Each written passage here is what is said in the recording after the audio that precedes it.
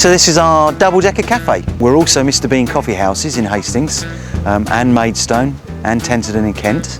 And we've taken a bit of a departure from the baking side of things, and we've got, as you can see here, our double-decker cafe. The business originally was started 1066 Bakery in 1950, which was our nan and granddad, and then went on to mum and dad taking over, and now it's myself and my two brothers, Tara, Darren and Ben, who run the company. We bought it from eBay, and it was bought from up in Manchester. It was very famous in Huddersfield, where it's from, and we've kept as much of it as we can do, because it was the only red bus apparently in Huddersfield. All the rest of the buses on there are green, and it was very well known. It was made for 100 years of transport. We've got pictures of it outside Buckingham Palace, given to us by bus enthusiasts, and also our claim to fame that it was in Last of the Summer Wine. It was in several episodes. The bus was driven back by somebody we got in contact with that we know from Manchester.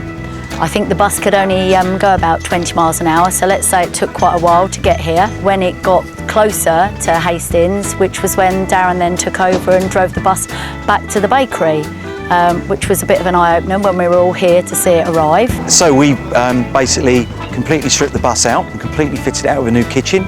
We've got an espresso machine, we've got grills, we've got everything that you would find in a kitchen on the ground floor.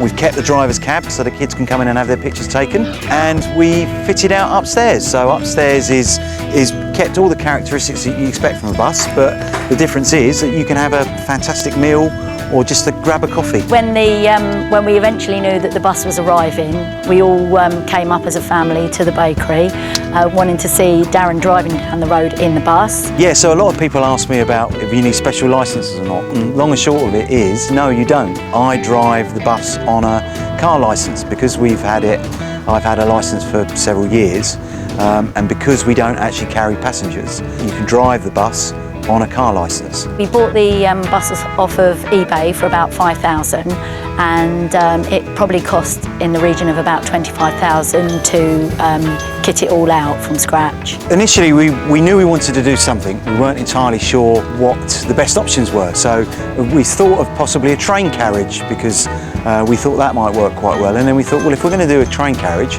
why don't we go one step further and have something that we could possibly take out on the road? The other thing that we're looking into is kids parties. So one of the things to do is keep an eye on our website, where we'll be shortly putting up details. It's not just about a quirky setting for us. We don't just want people to come in and say, oh, what a fantastic setting, the food let it down.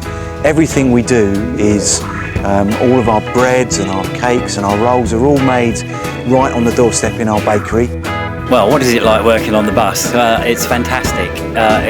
It's working probably for the most innovative bakery in the country now. I mean, there's not many people that have got a cafe on a bus, especially like this one, but it does have its drawbacks. Ouch.